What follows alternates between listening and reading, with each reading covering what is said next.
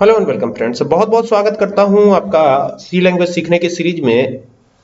String अगर user द्वारा कोई एंटर कराया जाए तो उसको एक्सेस कर लिया जाए, ऐसा प्रोग्राम हमको बनाना है। ठीक है, अब ये कैसे बनेगा, इसके लिए मैं विजुअल स्टूडियो कोड ओपन करता हूं अपना, और कोडिंग हम यहीं पे करेंगे। ठीक है, तो यहां से मैं एक काम करता हूं, एक न्यू फाइल ले लेता हूं जो कि ऑलरेडी मैं ले ही चुका हूं। अब यहां पर सबसे पहले हेडर फाइल बनानी है, तो यहां पे लिखेंगे हैश इंक्लूड stdio.h। यहाँ पर चूंकि मैंने आपको बताया था कि यहाँ पर आपको हेडर फाइल लिखनी ही पड़ेगी, दिक्कत होती है काफी।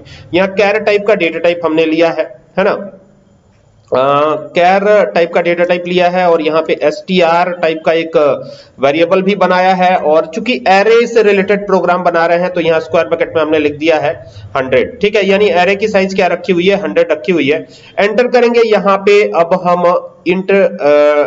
जो मेन फंक्शन हमारा है उसको भी बनाएंगे, लेकिन सबसे पहले तो मेन फंक्शन ही बनेगा हमारा, तो पहले तो मेन फंक्शन ही लिखना होगा। इट मींस कि यहाँ पर ध्यान दीजिएगा, कुछ भी वेरिएबल बनाने के पहले यहाँ पर तो मेन फंक्शन आता है ना, तो यहाँ पे मेन फंक्शन लिख लीजिएगा। तो ये मेन फंक्शन हो गया, और यहाँ पे कर्ली ब्रेसेस ओपन कर ही लिया है। यहाँ पे देख सकते हैं आप, जब कर्ली ब्रेसेस ओपन हो ही गया है तो नीचे वेरिएबल हमने बना ही लिया है, और जब बना ही लिया है तो अब एंटर कर देते हैं। तो यहाँ एक इंट टाइप का भी बना लेते हैं, जरूरत पड़ेगी ही। i इक्वल्स टू 0 रखेंगे, एंटर करेंगे, और एंटर करके यहाँ पर अब हम प्रिंट करवाएंगे। यानी हम चाहते हैं यूजर एक स्ट्रिंग एंटर करे, तो हमने यहां लिख दिया एंटर अ स्ट्रिंग। ये ऑटोमेटिक सजेस्ट करता है, ये विजुअल स्टूडियो कोड की खासियत होती है। और स्ट्रिंग के साथ साथ तो हम गेटस लगा सकते हैं। ठीक है, स्कैनफ की जगह गेटस लगा सकते हैं, तो यहाँ गेटस लिख दिया हमने, और यहाँ पे कर दिया str, है ना। ये काफी आसान है, और यहाँ पर एंटर कर दीजिए, और यहाँ पे व्हाइल लूप लगा लीजिए। तो ये लगा लिया व्हाइल लूप, और व्हाइल लूप लगाने के बाद आपको क्या करना है, ब्रैकेट को ओपन करना है, और str, ठीक है, एक्सेस करेगा, ये एक एक इंडेक्स को एक्सेस करके देगा। ठीक है, देखिए यहाँ पर ये सजेस्ट भी कर देता है, इसकी खासियत है कि ये सजेस्ट भी करता चलता है। ठीक है, यहां पर हम क्या करेंगे, एंटर करेंगे, यहां पे लिख देंगे प्रिंटफ। अब यहां पे प्रिंटफ ही लिखना पड़ेगा प्रिंट करवाने के लिए, प्रिंट नहीं लिख सकते, ये पाइथन नहीं है ना। तो यहां पे हम इंडेक्स प्रिंट करवाना चाहते हैं, तो डबल इन्वर्टेड कॉमा ओपन किया, लिखा हमने इंडेक्स, क्या लिखेंगे, इंडेक्स %d इसलिए क्योंकि इंटीजर डेटा टाइप है। ठीक है, इज इक्वल टू क्या करेंगे, इज इक्वल टू, अब किसका इंडेक्स, तो %c, कैरेक्टर्स का, तो इज इक्वल टू %c कर दिया हमने, है ना। और यहां पे क्या करेंगे, \n लगा देंगे। और i अब तो पूरा सजेस्ट ही कर रहा है ये, तो यहां पे ये इस प्रकार से आ जाएगा। एक मिनट जरा, ये हो गया, और ये हो गया। तो ये ऑटोमेटिक सजेस्ट भी करता है, जिसके चलते ये काफी आसान हो जाता है हमारा काम करना। अब जब यहाँ पे आप देखेंगे तो यहाँ नीचे हमको इंक्रीमेंट एक करवाना है, तो इंक्रीमेंट भी यहाँ पे सजेस्ट कर रहा है कि इंक्रीमेंट करवा लीजिए, तो ये हो गया।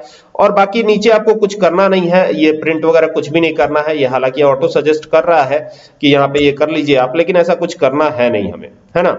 तो ये काम हो गया हमारा, और यहाँ पे बस अब रिटर्न 0 करवा लेंगे, रिटर्न 0 हो गया। तो ये काम हो जाता है, और ये प्रोग्राम पूरा बन गया है।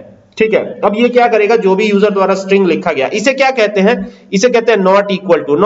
ये \0 है, \o नहीं है, 0 है, नल कैरेक्टर के लिए लिखते हैं, आप तो जानते ही हैं। और यहाँ str में i है ना। तो प्रोग्राम काफी मीनिंगफुल है, और अब इसको सेव करने की बारी है। तो यहां से चलेंगे, सेव पे क्लिक करेंगे, और इसे सेव करते हैं। ठीक है, तो मैं यहां पर इसे str11.c लगाना जरूरी है, ये ध्यान रखिएगा।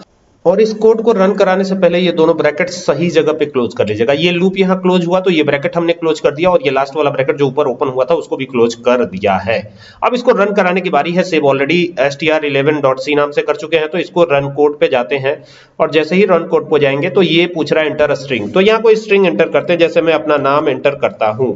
तो अब ये पूरी की पूरी इंडेक्सिंग आपके सामने है, देख सकते हैं यहाँ पे 0 इंडेक्स पे क्या आया हुआ है, s आया हुआ है, और 1 इंडेक्स पे u है, r जो है 2 पे है, a जो है 3 पे है, और j जो है 4 पे है। ठीक है, हम तो यहां पर भी हमने \n लगा लिया है, ताकि हर बार लाइन चेंज होती रहे। तो \n लगाने के बाद एक बार इसको चलाते हैं, देखते हैं कि कहीं कोई एरर तो नहीं आ रहा है। बाकी तो प्रोग्राम हमारा सही रन कर रहा था। यहां पे देखिए कह रहा है एंटर अ स्ट्रिंग। ठीक है, तो यहाँ पे एक स्ट्रिंग वापस से वही मैं एंटर कर रहा हूँ, suraj। अब एंटर करता हूं तो अब देखिए अलग अलग लाइन में ये बता रहा है कि 0 इंडेक्स पे क्या है, s है, 1 इंडेक्स पे u है, 2 इंडेक्स पे R है, 3 इंडेक्स पे A है और 4 इंडेक्स पे J है। इट मींस कि बिल्कुल प्रॉपर वर्क कर रहा है ये प्रोग्राम, और आई होप कि आपको ये समझ में भी आ गया होगा कि कैसे कैसे करना है। ठीक है, तो अगर आपको ये वीडियो पसंद आए तो इसको शेयर जरूर कीजिएगा और साथ ही साथ हमारे चैनल को सब्सक्राइब करना ना भूलिएगा जिसका नाम है computer and Excel solution. Thank you for watching this video.